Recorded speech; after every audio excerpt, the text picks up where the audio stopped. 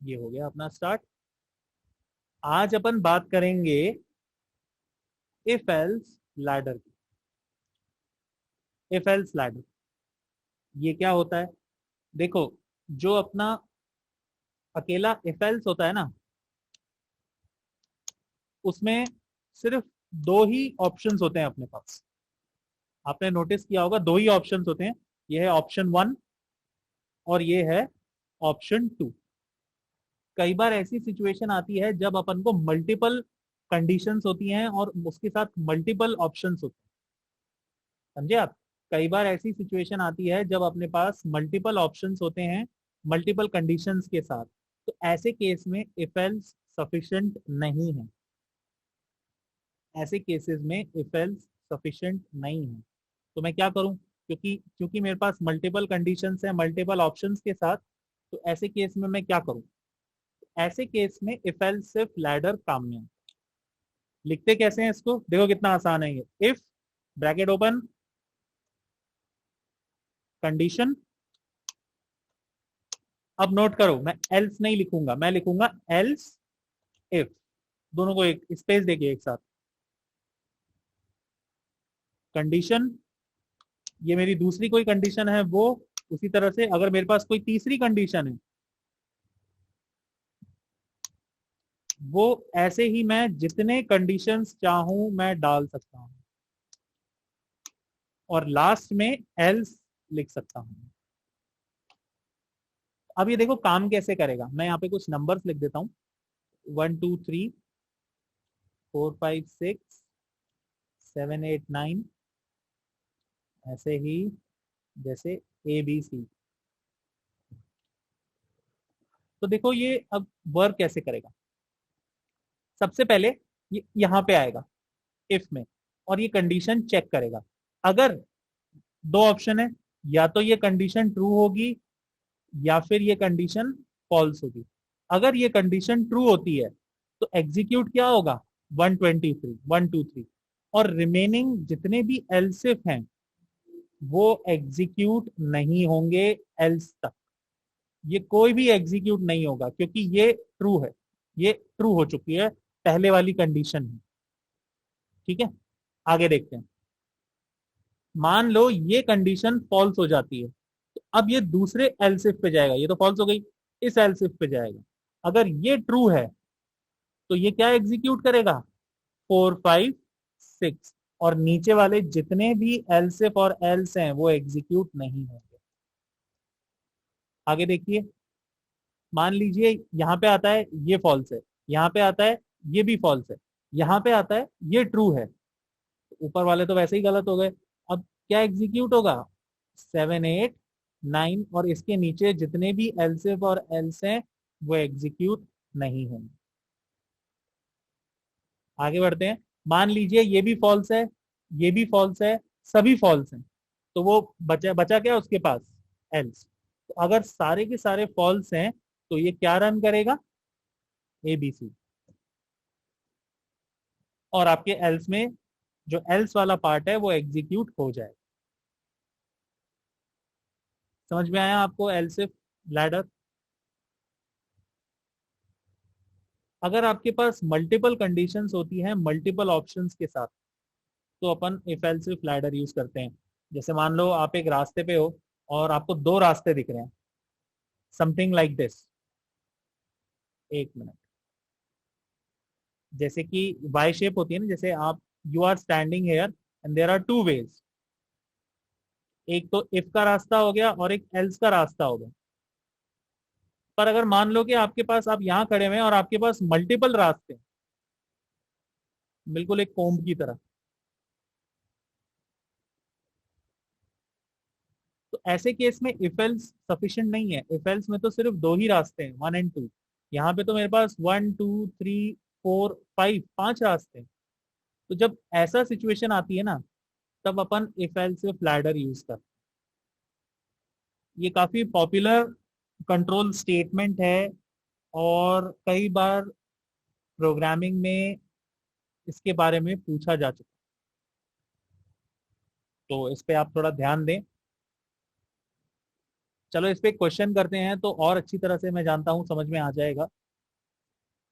जैसे कि उसी प्रोग्राम को अपन करते हैं जो अपन ने पहले किया था। क्वेश्चन ये है कि write a program to find if a number is positive negative. अब ये तो दो ही रास्ते हुए है ना, या तो पॉजिटिव होगा या नेगेटिव होगा या फिर जीरो। ना तो पॉजिटिव ना नेगेटिव ना जीरो। तो ऐसे केस में अब देखो मेरे पास तीन रास्ते हो गए। तो ऐसे केस में मैं क्या यूज करूंगा, इफ एल्स इफ लैडर। आपको क्वेश्चन पढ़ते ही पता चल जाएगा कि मेरे पास कितने ऑप्शंस आ रहे हैं। अगर मेरे पास दो से ज्यादा ऑप्शंस हैं तो मैं if else if ladder use करूंगा। तो अब आप देखो, मैंने एक नंबर लिया, नंबर, और प्रिंटफ में एंटर नंबर। फटाफट से मैं इनपुट ले लेता हूँ, परसेंट डी एंड नंबर। तो कुछ इस तरह से अपन इनपुट ले लेते हैं। अब देखो, इफ, ये तो मेरी नॉर्मल इफ है, number is greater than zero, तो प्रिंटफ पॉजिटिव। कितनी अच्छी बात है ये। अब नेगेटिव के लिए मैं एल्स लगाता था, पर मेरे पास अब दो रास्ते और हैं। एक तो लेस देन जीरो और एक इक्वल टू जीरो। तो यहां मैं एल्स पे नहीं रुकूंगा, मैं एल्स इफ लगाऊंगा। Else if number is less than zero, तो प्रिंटफ नेगेटिव। ठीक है। अब मेरे पास कितने रास्ते, मैंने दो रास्ते जस्टिफाई कर दिए। अब मेरे पास कितने रास्ते बचे, एक।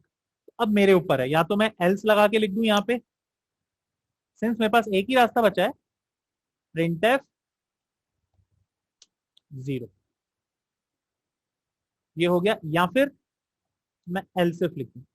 अगर एल्सिफ लिखता हूं तो कंडीशन लिखना जरूरी है, बात वही है। एल्स लिखना ऑप्शनल है, ठीक है, आपकी मर्जी। बिल्कुल सही लोकेश। अब आप देखिए, वो मुझसे नंबर मांग रहा है, मैंने डाला 87। तो देखो ये क्या करेगा, सबसे पहले ये यहां आएगा, क्या 87 जीरो से बड़ा है? अगर है तो ये रन हो जाएगा, और रिमेनिंग एल्सिफ नहीं चलेंगे, जैसा कि यहां होगा पॉजिटिव।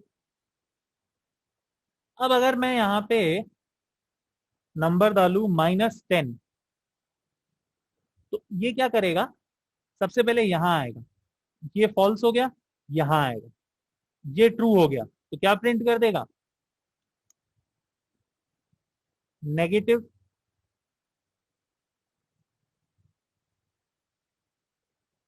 और उसके बाद मान लो कि अगर मैं फिर से इसे रन करता हूं और लिखता हूं जीरो, तो क्या होगा, ये गलत, ये गलत, और ये सही है। तो ये क्या प्रिंट करेगा,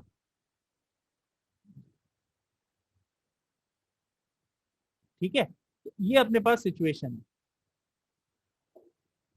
करण, अगर बिल्कुल मैं जैसा कि मैं आपको बता चुका हूं, मैं रिवीजन जरूर करवाऊंगा, पर प्रिंट एफ स्कैन एफ जब तक आप पुराने वीडियोस देख लो, अगर मैं अभी प्रिंट एफ स्कैन एफ बताने बैठूंगा तो अपन बहुत पीछे हो जाएंगे। ठीक है। बस अभी के लिए मैं आपको ये बताता हूँ, प्रिंट एफ से मैं मॉनिटर पे वैल्यूज डिस्प्ले करता हूँ। ये चीज मैंने लास्ट क्लास में भी बताई थी भाई, मुझे याद है, लास्ट क्लास में भी बताई थी मैंने। प्रिंट एफ में, प्रिंट एफ मॉनिटर पे इंफॉर्मेशन या मैसेज को प्रिंट करता है, जैसे कि यहाँ लिख रखा है एंटर नंबर। और स्कैनफ कीबोर्ड से इनपुट एक्सेप्ट करता है और उसे वेरिएबल नंबर में स्टोर करता है। जैसे कि जो भी मैंने यहाँ नंबर डाला जीरो, ये किसमें स्टोर हो जाएगा, इस नंबर में, और ये नंबर बाद में मैं क्रॉस वेरीफाई करूँ। ठीक है। फर्दर डिटेल्स के लिए यूट्यूब पे वीडियो थोड़ा चेकआउट करो यार। अपने पास देखो 2 दिन का गैप था, आपने देखे नहीं, कोई बात नहीं, आज एक वीडियो जरूर देखना इनपुट आउटपुट पे। खास तौर पे जो भी नए स्टूडेंट्स हैं, जो भी नए स्टूडेंट्स हैं, यूट्यूब पे वीडियो अपलोड हुआ है सी प्रोग्रामिंग इनपुट आउटपुट, वो जरूर देखो। ठीक है, आर्या कॉलेज सर्च करो और इनपुट आउटपुट वीडियो देखो, उसमें आपको बहुत फुल डिटेल में प्रिंट एफ स्कैनफ के बारे में पता चल जाएगा। ओके। तो और रिवीजन तो अपन करेंगे ही। अरे यार व्हाट इज दिस यार, Adarsh Saxena you want link, do you want me to spoon feed you? YouTube नहीं खोल सकते?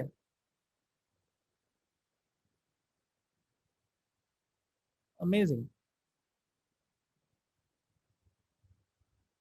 तो जैसा मैं आपको कह रहा था कि this is how if else work.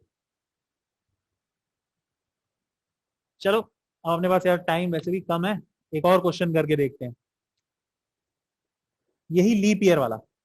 If, एक फटाफट से मैं एक वेरिएबल डिक्लेयर करता हूं, int year, printf enter year,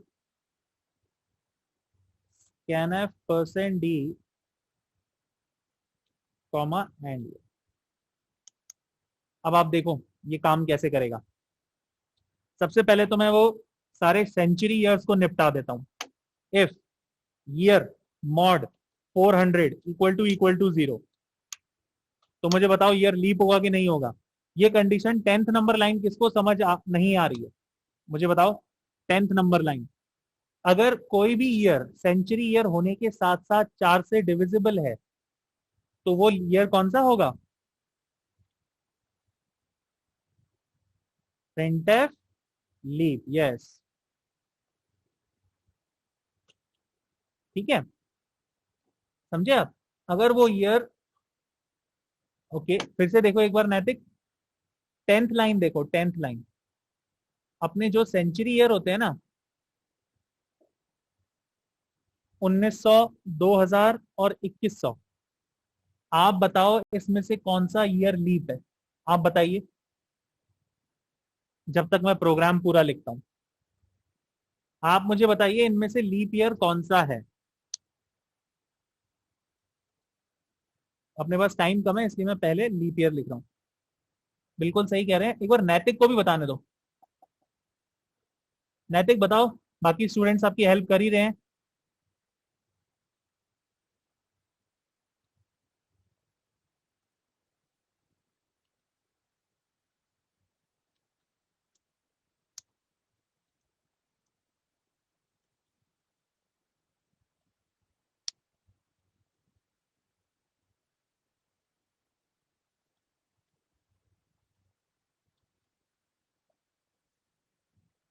okay, बिल्कुल सही कह रहे हो आप।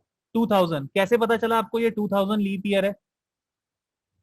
आप लोगों ने कैसे पता चला कि 2000 लीप ईयर है?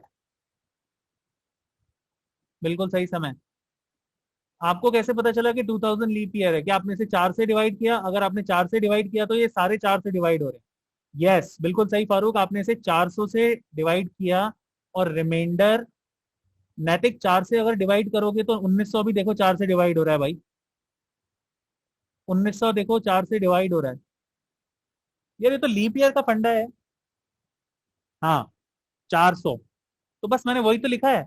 अगर ईयर को मैं 400 से डिवाइड करूं और रिमाइंडर 0 आता है तो वो लीप है।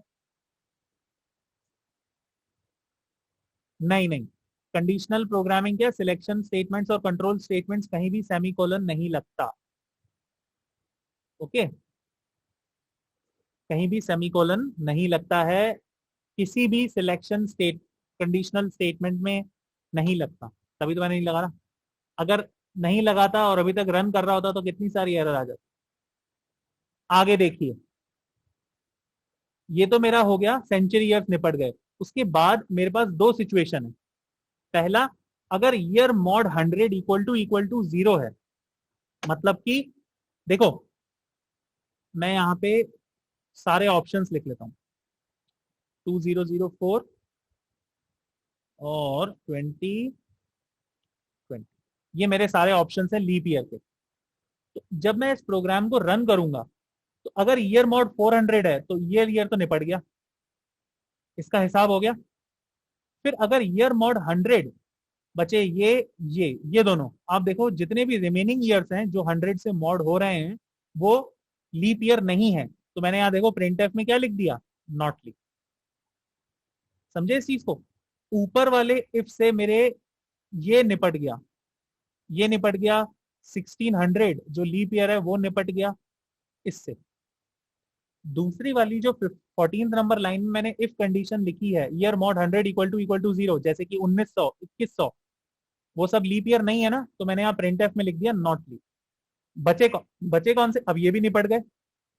बचे कौन से, ये वाले दो जो डायरेक्टली 4 से डिवाइड होते हैं। तो बस if else if year mod 4 equal to 0, print f leap. और जो भी बचा कुचा सामान है, वैसे तो सारे कवर हो गए हैं। आया समझ में आपको? अब देखो मैं इसे रन करता हूं। मैंने डाला 1900, नॉट लीप, बिल्कुल सही। मैंने डाला 2004, लीप, बिल्कुल सही। मैंने डाला 1600, लीप, बिल्कुल सही। सारे केसेस कवर हो गए मेरे, सारे केसेस। 3 केस थे मेरे पास। पहला केस तो ये था कि वो 400 से डिविजिबल होना चाहिए, दूसरा केस ये था कि वो 100 से डिविजिबल नहीं होना चाहिए। 2200, नॉट लीप। गौरव ने पूछा है 2200, लीप नहीं है 2200। 400 से डिविजिबल नहीं हो रहा ना। तो आप देखो ये काम कैसे कर रहा है। अगर ये कंडीशन ट्रू होती है तो इनमें से कोई भी कंडीशन नहीं चलेगी, ठीक है।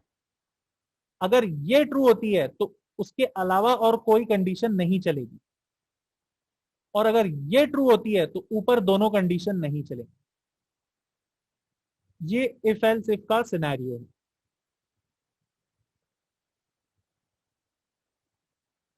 200, नॉट लीप।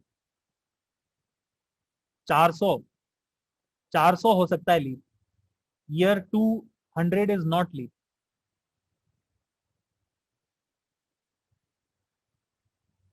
2017, बिल्कुल सही। समय बहुत अच्छे, कुछ भी नहीं बता रहा, कुछ भी नहीं बता रहा। तो एल्स बाकी सारे बचे कुचे ईयर्स के लिए printf not leap. Very good समय, बहुत अच्छी पकड़। ये लो 2017।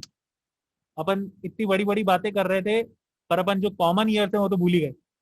Year 2017, not leap. मैंने एक एल्स लगा दिया, बाकी जितने बचे कुछ ईयर्स हैं वो सारे नॉट लीप। ठीक है। अब अच्छा, इससे पहले अपने पास बस 1 मिनट बचा हुआ है।